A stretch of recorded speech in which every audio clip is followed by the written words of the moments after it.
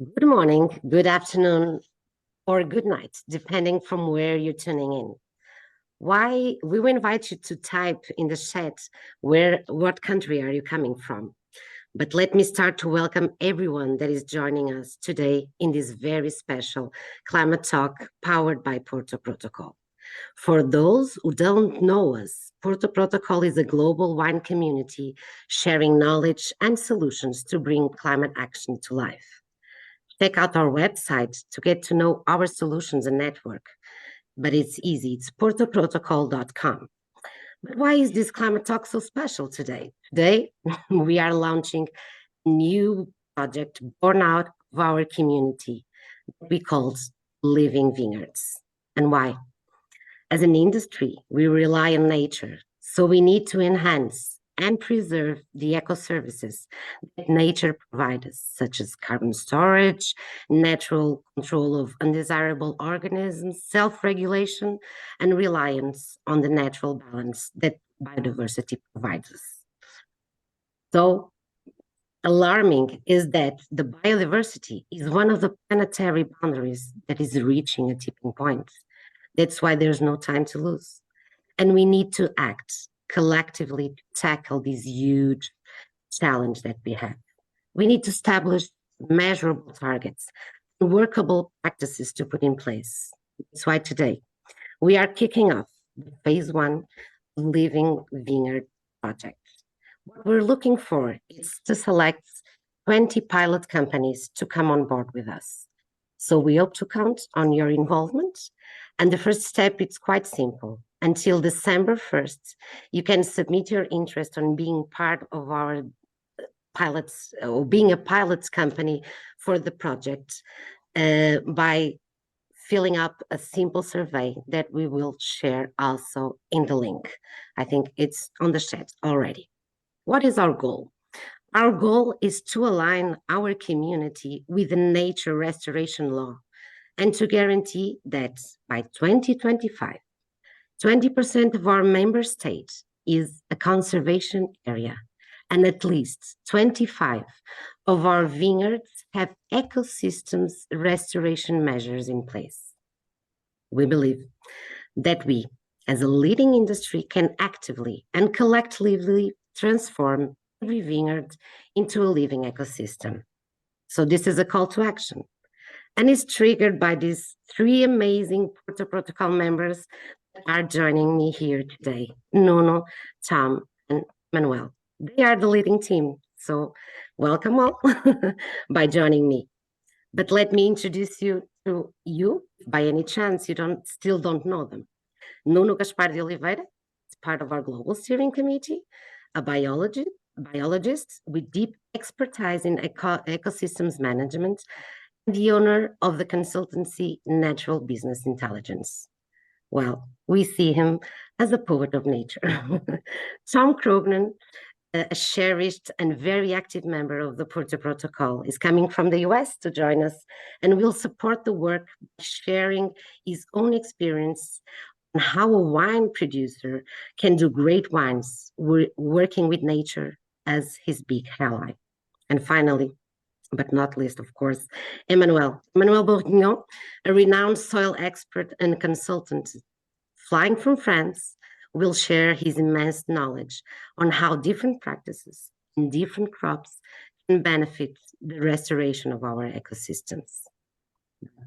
With no further delay, let me pass the word to our great team to clarify what the project is, what are the concepts behind it, explore the practices that we can put in place, and explain the benefits that this project can boost. So welcome and thank you for joining me, Tom, Nuno, and Emmanuel. Maybe I will start with some question on the concepts, and I will start with you, Nuno, if you don't mind. So we're talking about ecosystems and everything. So what exactly is an ecosystem, and how we as vintners can become an active part of this ecosystem management? Thank you so much, Christina. It's an immense honor to be in this panel with people that I really admire. And actually, I'm the only one including Christina, that doesn't produce wine. So I'm on the slide, I'm on the edge here because some might say that I don't have skin in the game because I don't have to deliver the bottle of wine. But make sure that I at least I try to follow the journey of many people that try to deliver that bottle of wine and feel the pain and the benefits of working this in this field. So basically, for you to have an idea, an ecosystem, as the name says, is a complex system. So the first thing I wanted to convey is the idea of what is a vineyard from the ecosystem perspective. So from the ecosystem perspective, a vineyard is not only the plot where we planted the vines. That's a part of the vineyard, but all that is around and all that is below and above is also the ecosystem. So every living aspect in the soil, the fluxes of pollen and insects and birds in the air and seeds and the surroundings in terms of the woodlands, the wetlands, the fallow lands, other crops that can be also installed, either annual or perennial, they all make part of what we conceive as a vineyard. That's important. Why? Because there's no way we can look at our vineyard as being isolated from the system. If we have, for example, issues regarding water or air pollution, to say something that can be quite familiar to many, if we don't take care and if we don't understand what's happening in the surrounding of the plot of the vineyard plot, we can have problems. For example, imagine that you're managing your vineyard as organic, and the neighbor next door is not exactly doing organic, and you can have cross contamination. That can be a problem. So how to deal with that? But now let's look at something beneficial. Imagine that your neighbor is not a vineyard, but is a forest or is an orchard, and is managing his earth. She's managing the soil and the flowers, the annual flowers in terms of producing pollinators and natural enemies that will benefit you as well. And this concept is not limited to big estates. This can be worked with communities, with small parcels of land, and obviously with large estates that can have more independency in terms of determining where, how, and what to invest. So I'll say that the first idea is understanding that a vineyard is not only the place where we plant the vines, and also, I would like to stress the idea that we don't have productive areas and non-productive areas. We have areas where we produce the grapes, and we have areas where we produce the services, the ecological services or the ecosystem services. We have productive areas and service areas. And that's just that aspect in terms of phrasing it or semantics is quite important because we look at any plot of land in a different perspective from the ecosystem management point of view, because we want to understand what opportunities, what risks, what benefits, what aspects we can ameliorate. We can work either alone or together with our neighbors and our community. And this is something quite important because at the end of the day, the expression of the terroir itself can be something that we all work intensively to get there to that wine that is distinctive. But in terms of services, the services of I would let me go extreme. The ecological services are as important in a bad wine or in the good wine. Obviously, everyone that's watching this webinar has the best wine in the world. I won't discuss that. But the point is, the idea that we can manage the services and tune them in a fine way to work with the issues regarding soil microbiology. And we have here the Jedi Master on soil microbiology with us. Exactly. The whole concept, how we can define the hedgerows and the way we work, for example, dry walls and soil covers, cover crops, all these intricate in a way that at the end of the day, what we want to have the best grapes that come to our mind, that design the wines that we imagine that we want. And the beauty of this world, and I really like the world of wine, is because it's so diverse I would say you have biodiversity and we have wine diversity. It's incredible.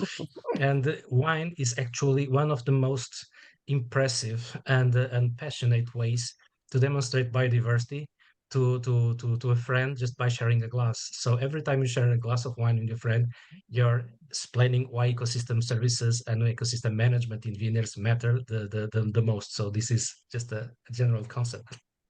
Okay, very important concepts, and we hope that these kind of wording and phrasing, as you said, come more and more part of our community, the way we speak and the way we work with our wines.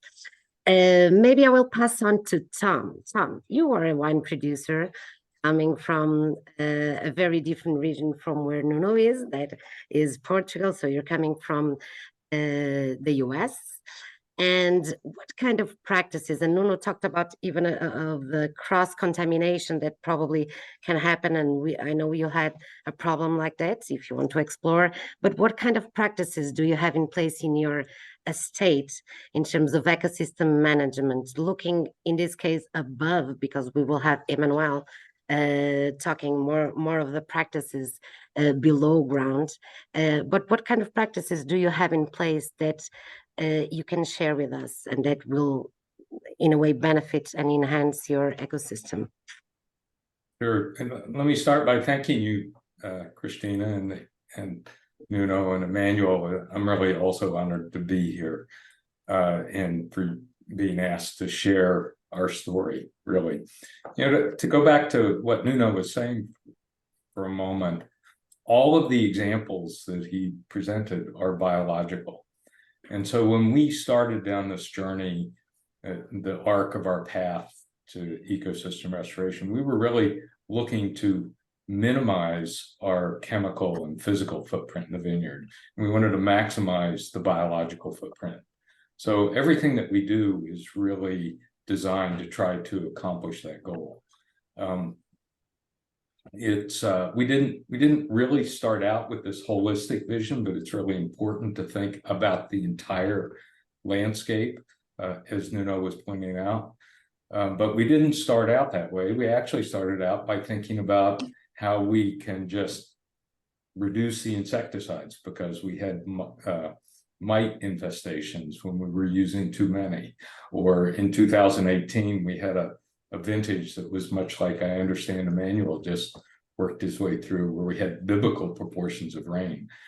And the importance of that introduction is really that we were approaching the problem, the way I was taught to approach problems in medical school, which was very reductionist, to look very narrowly at the problem.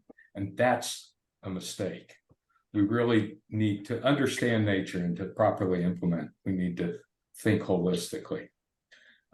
So just a few of the practices, because I could go on and on and on forever. We think about biodiversity above and below ground, as Christina introduced. Above ground, of course, the core of our practices are cover crops, and this was a journey in and of itself. We started by looking at specific plants to think about how we could alleviate certain problems in the vineyard. Here on the East Coast of the United States, we have about a 500-year history of tobacco plantation. When Emmanuel's dad was here, he found 3 layers of plowpan, because the really a lot of compaction. And so we were using daikon radishes. We then looked for more diverse cover crop mixes, but still ones that we thought we were clever enough to introduce. But we have emerged from that experience to really thinking about using spontaneously growing native and naturalized grasses and forbs, so that are adapted to our environment. So they grow quite nicely. We don't actually have to do anything to them, except when the grasses grow a little too tall, right around bloom, we crimp them over. So we just put a roller. So it's really quite simple to maintain that level.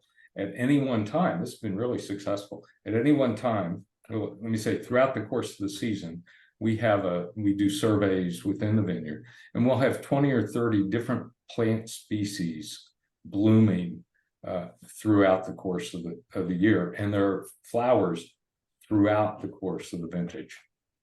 That's great. A second set of practices that we've introduced, and Nuno mentioned this, are hedgerows, meadows, and I'll call them agroforests. So we started by looking for places that beneficial insects could live and breathe, and we planted about 3 acres of those. They become corridors to bring in beneficial insects in from the surrounding areas.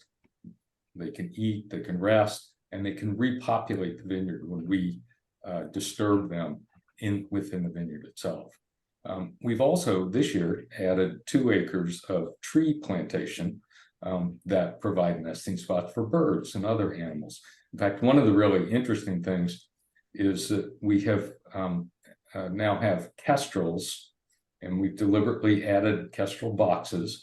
Kestrels are small hawks that protect the vineyard. When you have so many cover crops as we do, often rodents are a problem, but the kestrels address that problem. We also have are on a starling migratory path, and the kestrels will weave in and disrupt the starling's flight pattern. So birds are much less of a problem in the vineyard than they used to be, which is really nice.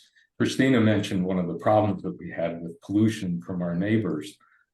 About 5 years ago, we had a drift from and we're in a bit of a suburban area where people have large turf grass, and they use a product called weed begone on their lawns that contains 2,4-D, which is a growth regulating herbicide that's very toxic to grapevines. And so we lost a very large quantity of Chardonnay production when that happened with bloom. So we've added about 1,000 loblolly pines, which are rapidly growing pine trees that will shield the vineyard from that level of volatilization. And then I just want to call attention to one other practice. We've integrated sheep and other animals into the vineyard. And I'll just refer everybody to the climate talk that we had about a year ago on that topic. But remember, there are no ecosystems that I'm aware of that do not have animals involved. I think those are 3 practices that we've, by trial and error, been able to successfully introduce in our operation. Well, Emmanuel? not you don't start holistically, but now you have a very holistic approach, don't you think, Emmanuel? Even at least above ground, and of course, it will impact the underground as well, or below ground. So, Emmanuel, do you like to share with us some of the practices and how the benefits they can achieve? Sure.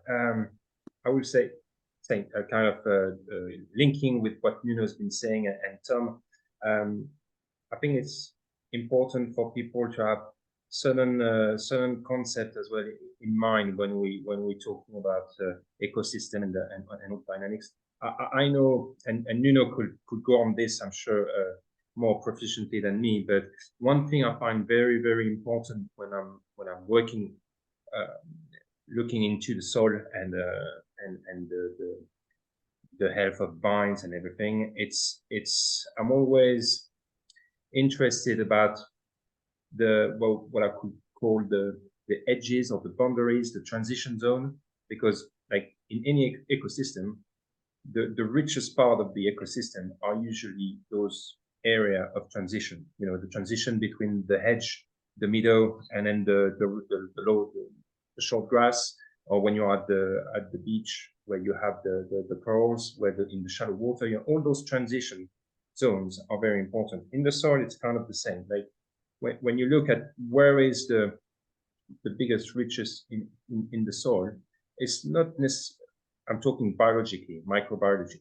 It's not like super deep down into the soil. It's really within those first few layers, those first few centimeters where you have gradients of organic matter concentration, and that will define and structure the microbial communities within the soil.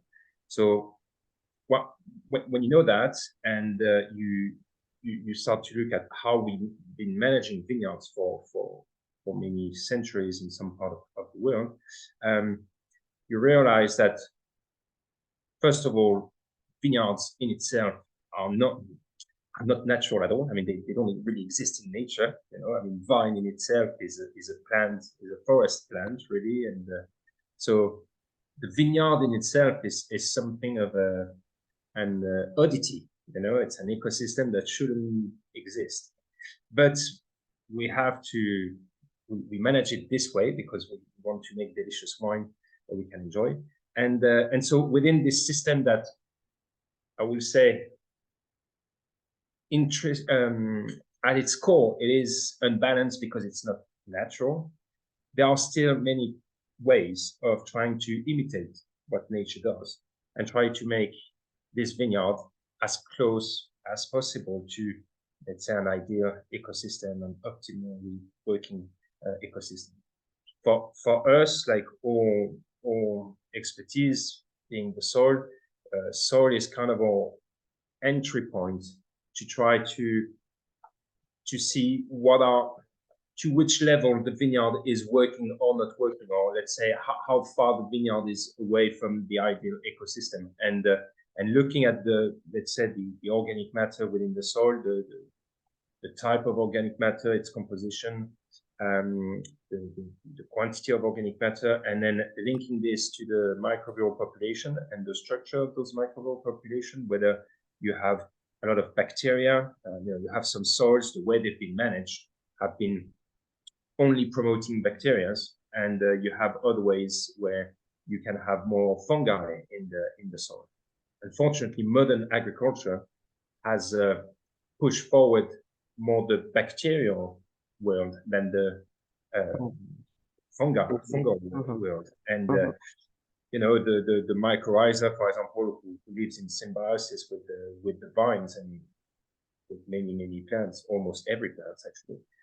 We find, for example, in vineyards that this symbiosis tends to be not as optimal, not as efficient, and sometimes, unfortunately, totally non-existent because of the way things have been managed in the past. And so our work is among them. I could, like Tom said, I could go on and on with many things, but let's take just this example.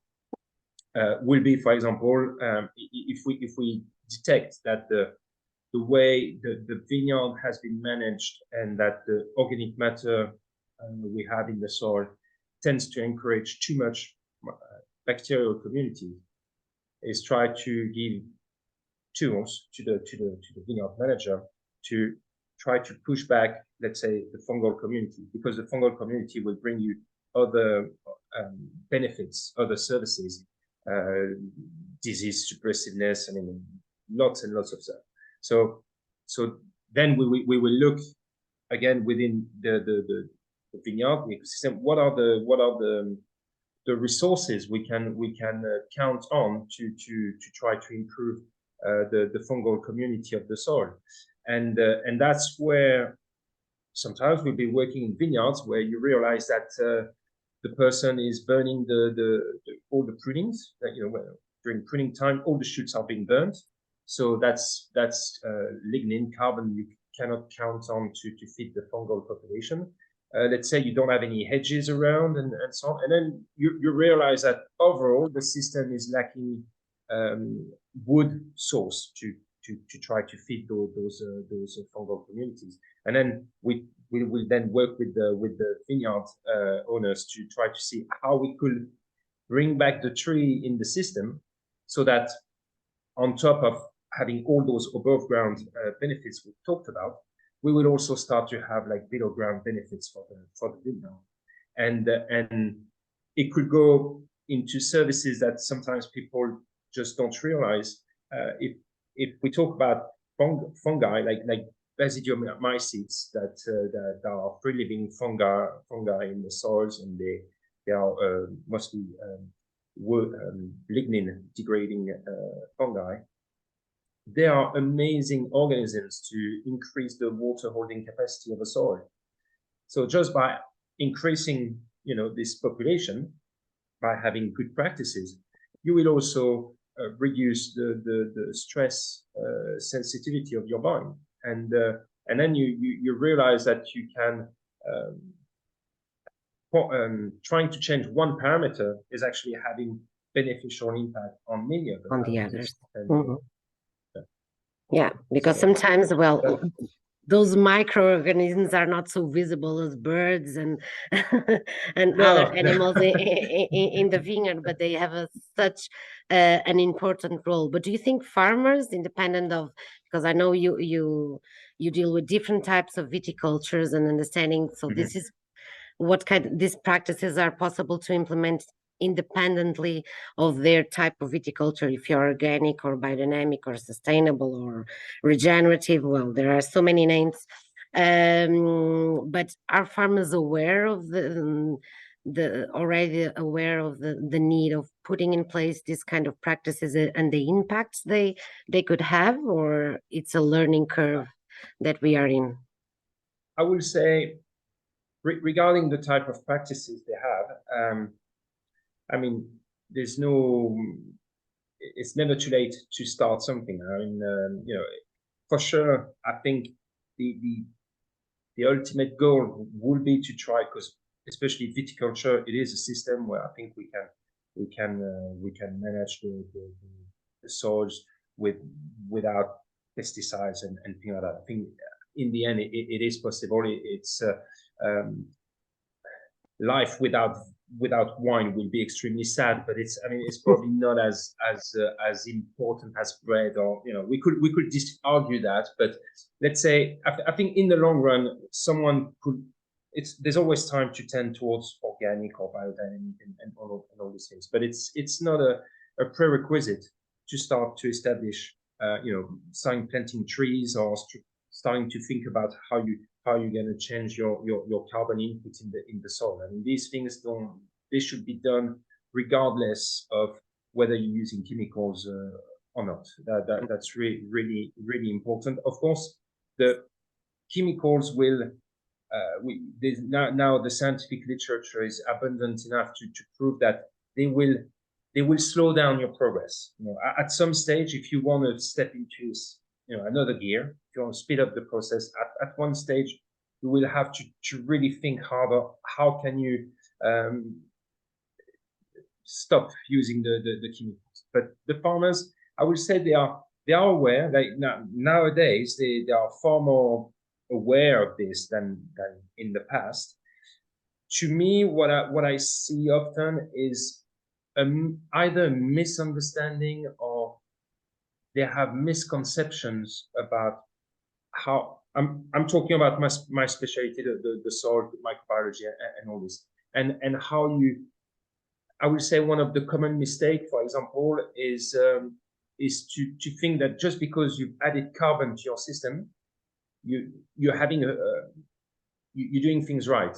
Yet the type of organic matter you can add to a soil, and depending on the type of soil you have, because if you have a soil that's derived from volcanic rocks or limestone rocks, the way the organic matter is going to be, if I say, let's say, decomposed or digested by the soil, is going to be different, and your climate will play a role as well. If you are in Portugal or if you are in a wetter place, that would change as well. So, and this complexity, unfortunately, it's not always easy for the farmers to grasp it. And then I am confronted sometimes to people that have tried to do the good thing, but They're not. it's done in the wrong way. And Okay. and then so yeah, I'd love to see more,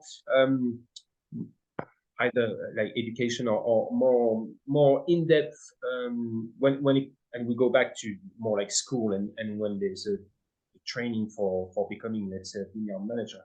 I think one of the keys to have more in-depth courses on the understanding of how the ecosystem, let's say the soil ecosystem anyway, works. Yeah. what are the pitfalls of sometimes you want to do good things, but you end up doing it wrong. Yeah. Also learn with peers. That's what we're trying to implement as well with this project. Could be extremely helpful for exactly understanding what kind of practices work and do not work, and the reason why behind. So helping each other, it's really crucial to do the good work. No. So, what farmers should expect from this new arising legislation that is coming on restoring ecosystem? What challenges are farmers going to encounter? A few, a few of them. So basically, just for us to frame that conversation, we have to understand, as I was saying, that the vineyards are part of an ecosystem, are part of a landscape, are part of a culture, and they can be either part of the solution and part of the problem, depending on their contribution to the overall system. For example, we were talking here about fungi and the visibility of microorganisms. Sometimes they get visible, either is a mushroom or mildew, they become visible. And one of them is a problem and the other is a solution.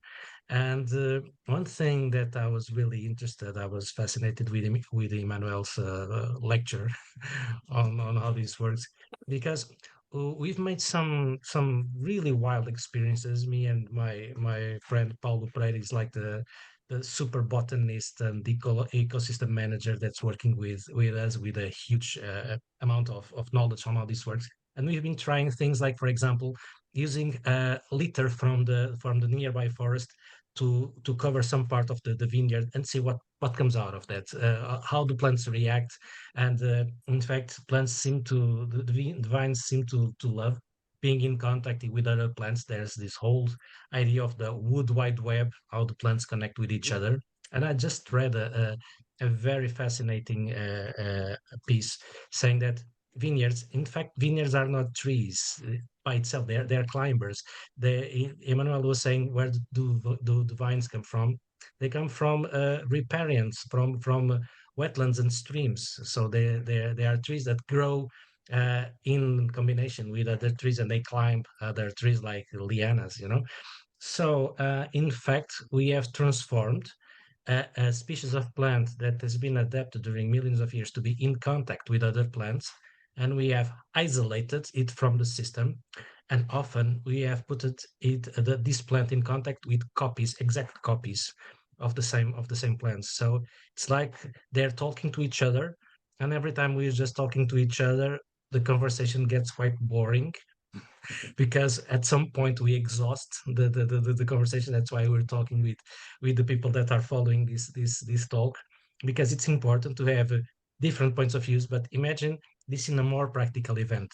The plants, if they are the vines, if they are only in contact with each other and they have no living soil in terms of communicating with other microorganisms, mesoorganisms, and plants, they tend to be, I would say, less careful with the signs of stress, either biotic stress or environmental stress from water, drought, diseases, pests, so on and so forth.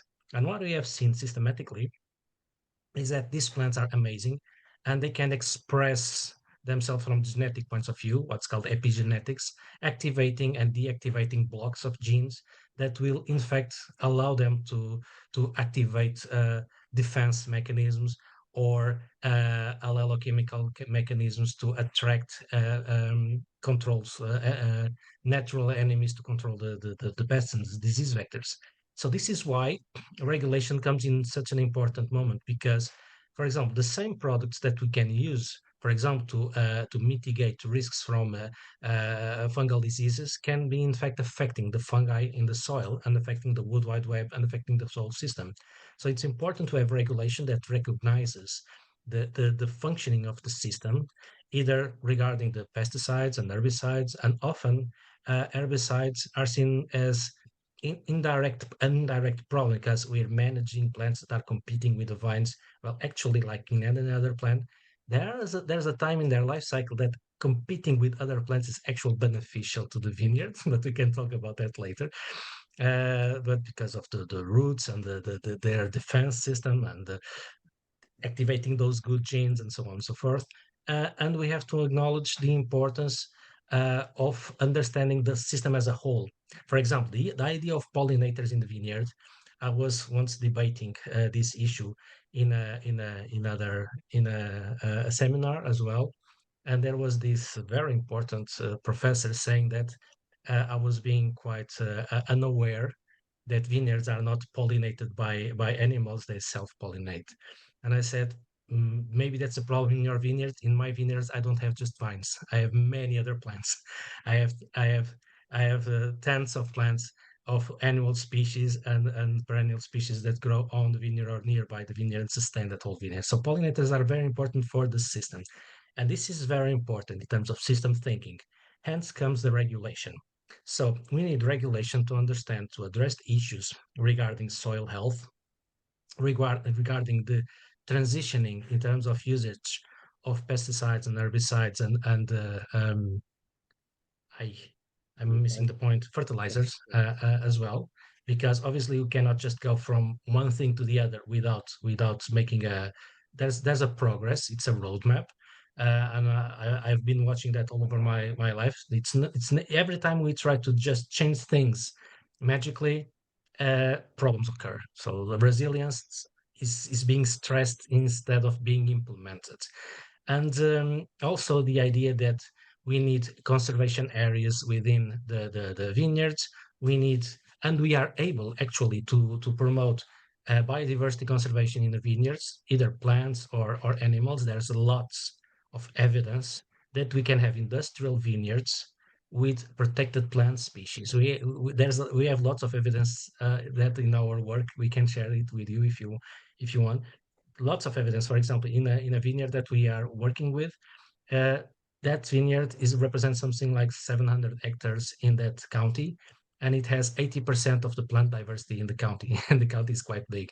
So it's just an example on how to manage, and it produces great wines and great production. That's not even a problem. So regulation comes in three major aspects, I would say. How we manage soil and the input factors we need to manage the vineyard. That's one. The second is biodiversity conservation, from soil microorganisms to plants to birds, as we were saying. The example of the kestrels that Tom provided is excellent because, for example, managing the starlings, it's a huge problem because you won't be able to just shoot the starlings away.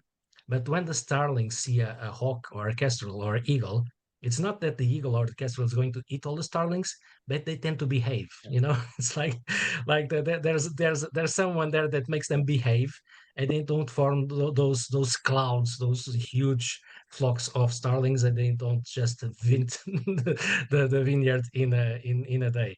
So that's quite important. So understanding the balance between these organisms. And the third aspect, which is it's an uprising aspect, is carbon as well. So if we manage the vineyards and the surroundings and the other systems in a holistic way, using ecosystem management approaches, we can actually manage carbon. And this is very important. First, carbon is in the soil and in the plants is how life expresses itself. We are carbon-based life. So more biodiversity, more ecosystem complexity, more carbon. And if we can demonstrate that we can actually produce the best wines, and we can again take carbon out of the atmosphere and store it, not storing like in a box, but storing in a living system, we can actually support the whole value chain of the sector, because we won't be able to produce wine bottles and to ship them around the world without some carbon emissions. That's impossible. Physics doesn't care about our goals. Does not allow. So we are dealing with physics. So the best way to deal with physics is ecology, I would say. Yeah. So if we can, from the ecological point of view, create a carbon-rich environment of a living environment, and the best ones in the world, we have some possibilities in terms of managing the carbon balance. And the more idle areas that we have, the more chances we have to deal with carbon by restoring ecosystems, by bringing back some nature, either wetlands. Wetlands are amazing carbon bombs. We can have scrublands, not only forests. Planted forests are an idea that we have, but in many, all over the wine belts in the world, the wine regions in the world, the scrublands and the annual and the annual grasslands are of extreme importance, and we've been neglecting them too much from my perspective. And I would say that this covers most of the wine regions I know in the world. Yeah. We tend to look at trees, but we tend to overlook at scrublands, at the shrubs and the annual plants, and that those are amazing, great friends to the vineyard. So I would say that the regulation that's coming on will allow us to to to to provide best practices in terms of soil, water, and carbon management, biodiversity conservation, and ecosystem services conservation. And at the end of the day, we have two things that are important, because the vineyards produce grapes, the grapes produce a wine, and there's a company somehow that is going to try to sell that wine. And that company needs to report what they are doing, okay? And Yeah, reporting is very important because it's disclosure, it's transparency, it's good business practices. And we have now, for example, in Europe, CSRD, which is the European Directive for Sustainable Reporting, and biodiversity and ecosystem services come on that. And in the case of farming, especially in the vineyards, it's a totally material issue. There's no way someone in the wine sector saying that biodiversity and ecosystems don't matter in terms of reporting, because we're fooling ourselves. It matters a lot, and it's a competitive edge. That's what I just want to close this idea. So upcoming regulation, either European or international regulation, it's actually, I would say it's like a, like in martial arts. In martial arts, we learn to use the strength of the opponent. So instead of being afraid of regulation, is using that strength coming from regulation and using it in a beneficial way. And I'm pretty sure that we can collect good practices, and in terms of how we can ameliorate our farms, our vineyards, and our businesses.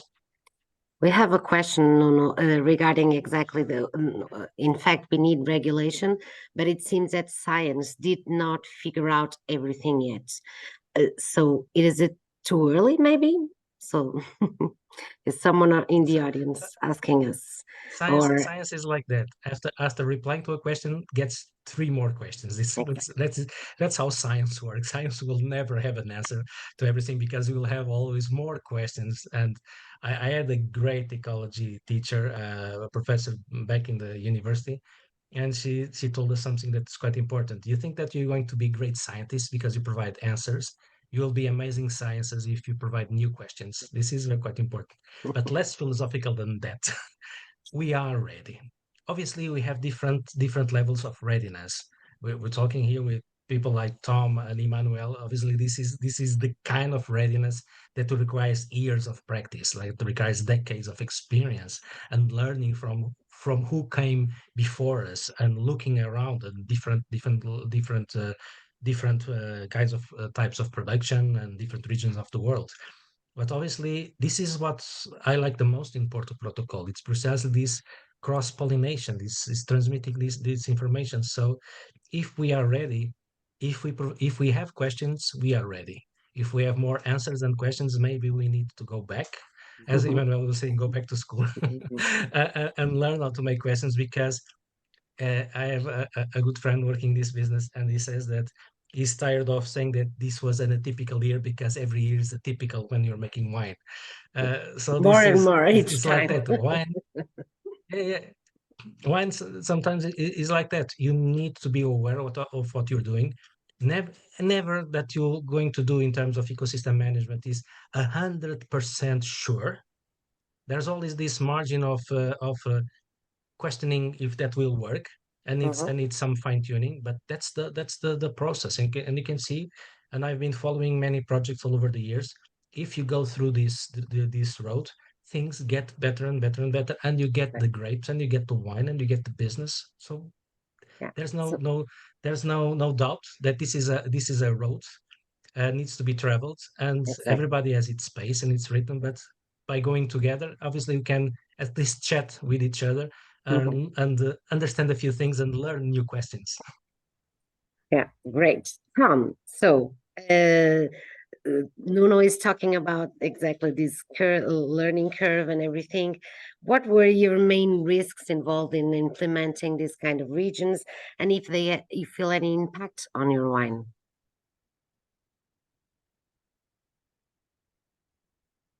Oh, we're not listening, Tom. Tom? Sorry. Yeah, I'm here. So, yeah, definitely challenges. And Nuno's poetry there reminded me of the greatest challenge is that Pogo was right when he said, "We have met the enemy and it is us." We hold ourselves back. Our neighbors hold us back when they use weed begone on their lawns. And I think the most important thing about the European regulation, and before that, the UN and their declaration of the decade of ecosystem restoration, is the intentionality that they bring, that we as a society have determined that this is important to do. And yes, we're going to go down dead ends, we're going to make mistakes, but we have this intention to achieve something that's really important to maintain a habitable planet. And so I think we are ready. We need to learn from each other. And certainly another challenge that we have is our knowledge. Much of the knowledge we have, I completely agree with Nuno, we are absolutely ready, but we need to share the knowledge. Knowledge, help each other, the peer-to-peer thing that you mentioned, Christina. And so that's what this project is about. It is about bringing people together to share that knowledge in a very systematic but broad way, to have a group of people that you can ask questions of.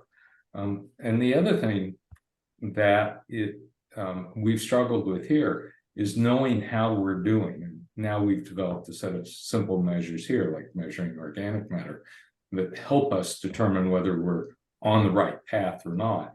But early on, we didn't have that. And so another aspect of this project I hope we'll talk about is that having ways of determining how we're doing at restoring our ecosystems and whether they're functioning.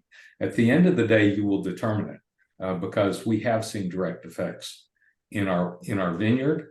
I was telling the group yesterday that this year, when we had post-veraison mildew in the vineyard, it never interfered with photosynthesis. The leaves never developed the oil spots that are common.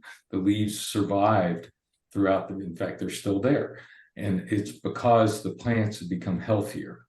So you will start to see that happening. You will see the reductions in pesticide use. So while we haven't eliminated pesticides in our vineyard, we have reduced insecticide use by 70% and fungicide use by 1/3. So very dramatic over the course of a decade. So yes, you will be able to see the differences. Two other things I'll mention. One is that Nuno mentioned the importance of carbon. The microbes that Emmanuel knows so well are involved not just in feeding the vines and creating those healthy vines, but they're also involved in managing the carbon and having that nutrient cycling and the carbon cycling. So we've demonstrated an increase of more than 10-fold in our vineyard in soil organic matter. When you across the 7 hectares vineyard, that comes out to somewhere in the neighborhood of 250 tons of sequestered carbon dioxide annually. That's equivalent to about 100 to the emissions from about 120,000 liters of gasoline. That's a big contribution to climate change. Yeah. It is feeding the soil. It is feeding the ecosystem. And so when that happens, we've also demonstrated a 50% increase in the titratable acidity in our wine. So the wines are much fresher than they were a decade ago. So again, another direct demonstration of the benefits of these practices. These practices. Oh, that's great. Manuel, do you want to complement with any other examples that you've been in touch? Just to give like an idea of scale for people, you know, if you have a soil that is, you know, a healthy soil in a vineyard, you can expect about 10 billion bacteria per gram of soil. Just to give you an idea, that would equate in equivalent carbon to 2.5 tons per hectares, and that's just the bacteria. I mean, if you have a healthy, you know, worm population, earthworm population, you can add a minimum of another 2 tons of earthworm in your soil. If you add the roots and so on, talking about the carbon sequestration, and I agree with Nuno, it's not about just locking it up into a box. It's about increasing the size of the carbon flux. It's about increasing the size of the carbon flowing from the bacteria to the fungi to the plant, back to the earthworm, and so on. And the more carbon, and carbon is one of them, but you know, nitrogen, phosphorus, and all the other elements are also very important. If you increase those flux because you have a healthier soil, you then start to have like a more resilient ecosystem. You have an ecosystem that can support heavier rainfall, that can take up more water. The whole system starts to work differently, and since like resilience is one of also the big words, a lot of the current vineyards have very low resilience because all those flux are not working properly, and we're not gonna be able just over one day change and increase the resilience. And said it right. Often we have problems when we try to go abruptly from one management to the other.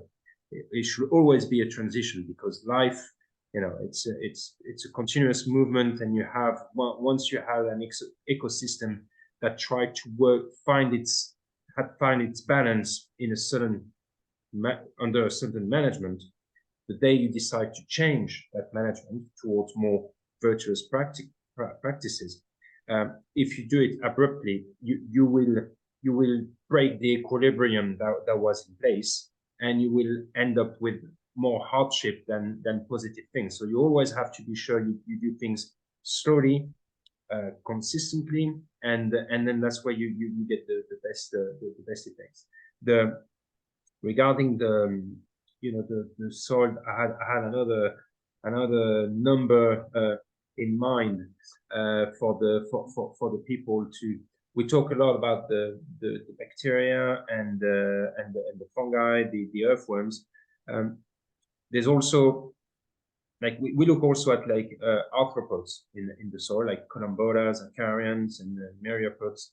All these tiny, we are talking about organisms that are between like 2 millimeters to 0.1 millimeter in size. They are very, very minute. They're not insects, they're arthropods, but they are really, really small. Well, they've been very overlooked by modern agriculture. What's amazing with these arthropods, when you start to have, first of all, they tend to be heavily depleted in many of the modern agriculture system, where the soils are overtilled and too many insecticides and so on. One of the big problem when we lose these small arthropods is that they are the engineers, the key engineers in terms of soil porosity. They are the one driving the microporosity of the soil, microporosity that is essential for the root system of plants to be able to explore the soil properly. And if the root system of plants start to explore the soil properly, maybe people are familiar with this word, but we talk also about the rhizosphere, which is the soil in contact with roots. Well, it turns out the rhizosphere is the area in the soil where you have the most microorganisms like bacteria, fungi, and so on. So if you have practices that will help increase the we call the mesofauna, this tiny fauna of the soil,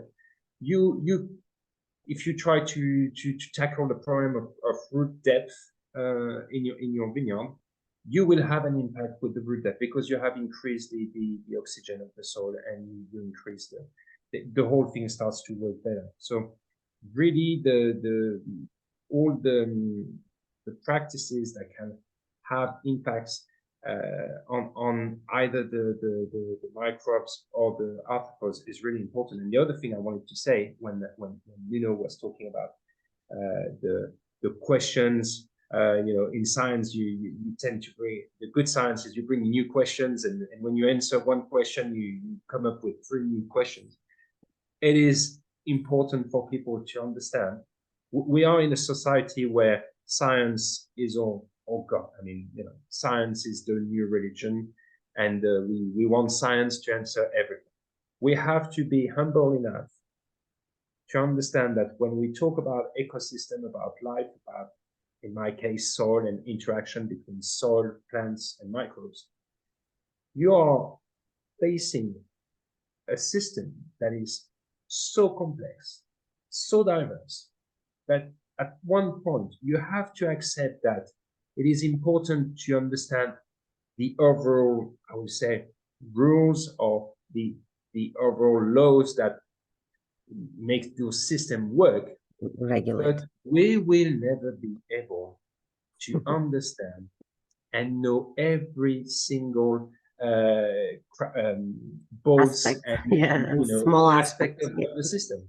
And to me, the good approach when you start to cultivate the land, whether it's for vineyards or orchards or agriculture, whatever, it's also to be able to ask the question the question of, if I'm applying this method, whatever management, whatever I want to do on the land, will it have, what kind of negative impact it can have? It doesn't matter if you are able to I think we just need to be able to say, one farmer once told me, and I thought it was a good way to put it, he said, sometimes the good question is not what should I do, but rather what should I not do? Not do. Yeah.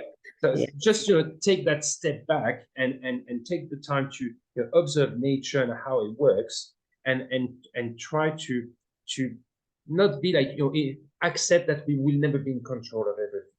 Exactly. And if we can accept that, I think that's where we will also start to make maybe a little bit less mistake and impose less of our I don't know, ideas on nature. On nature. It's important to have this humility when we work with the ecosystems. Yeah.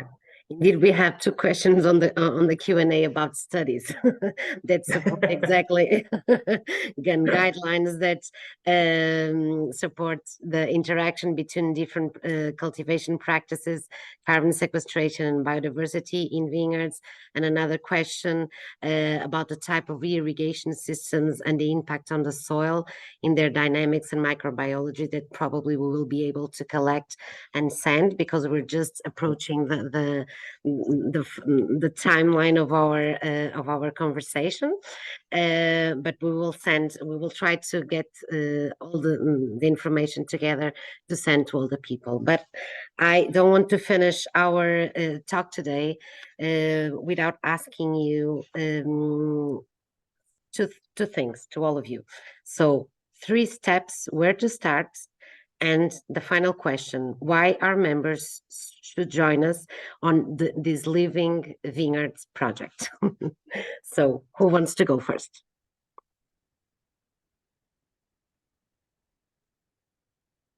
Okay, I go? Yeah, go ahead, Emmanuel. Okay.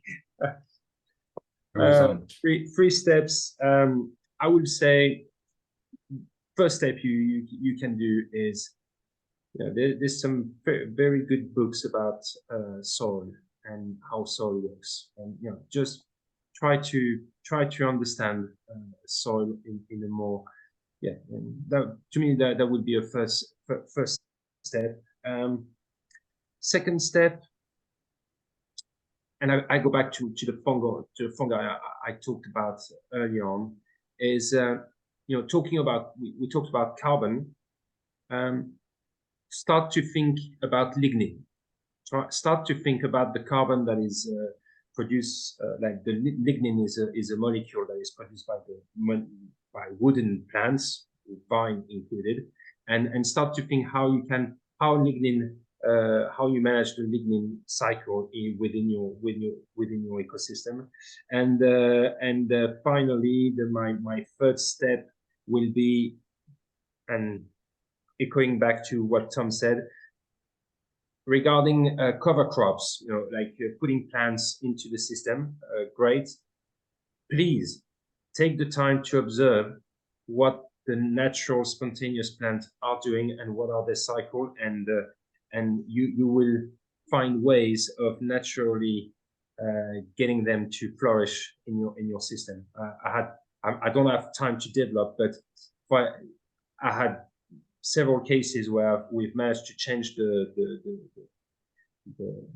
plant diversity of the vineyards simply by changing the timing of working the soil, the timing of getting into the vineyards, and then you change completely without sowing a single seed.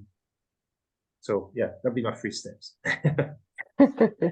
I'll offer just one, but it sort of reflects on the conversation today, which is that, and Emmanuel just said it quite eloquently, which is to observe, and to observe the way things are working in nature. And I love to do that, just take a walk and watch what's going on in the woods around us.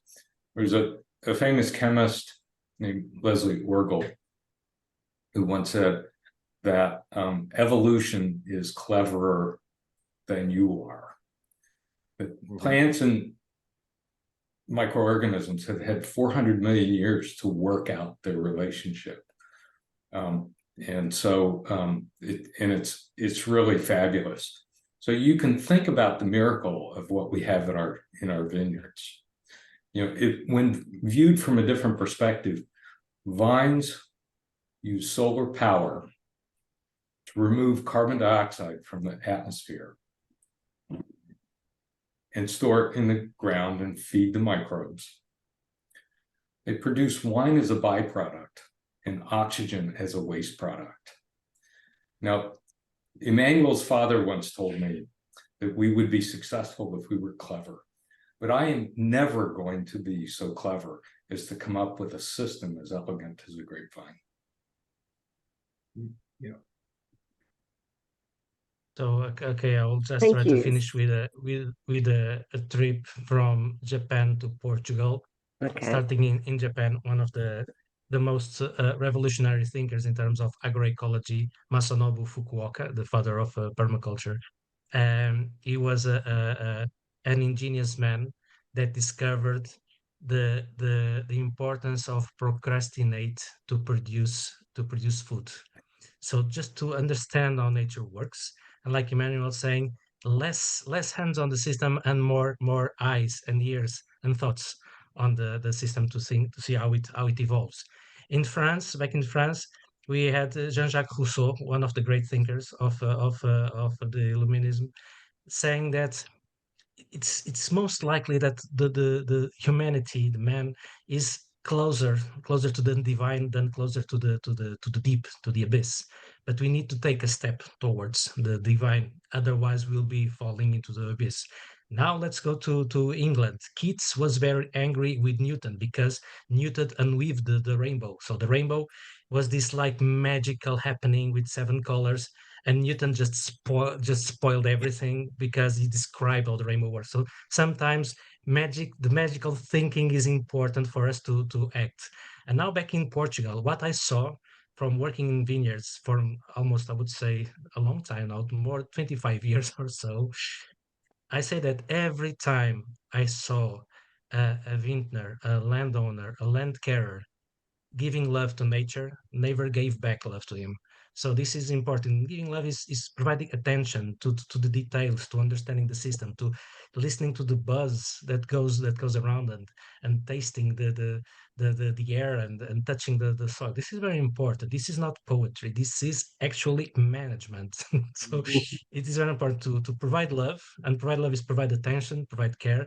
And every time I saw that happen, great wines came from it. So that's the idea of that I have from all these concepts coming together to this action of understanding and sharing the love you have for nature with the vineyards, and they will provide some back to you.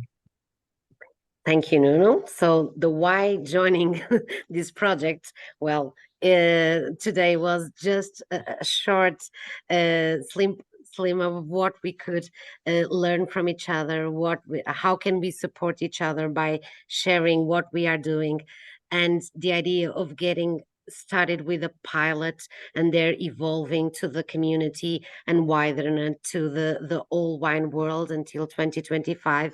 It's exactly to prove the concept that we are working, it's correct. So a final call, if you want to join us, you'll be meeting and talking to these lovely members of the Porto Protocol, and super knowledgeable. And of course, what we exactly give to receive, as Nuno was saying right now. So what we ask is for you to get in touch, to say if you are really interested in becoming a pilot of this project, and be able to work and share your results with us. So hope to hear from you soon. And thank you once more, Nuno, Tom, and Emmanuel, for sharing this hour with us. Okay? Thank you so much for having us. Thank you. Bye-bye. Great Thank pleasure. you. Thank you, guys. Bye-bye.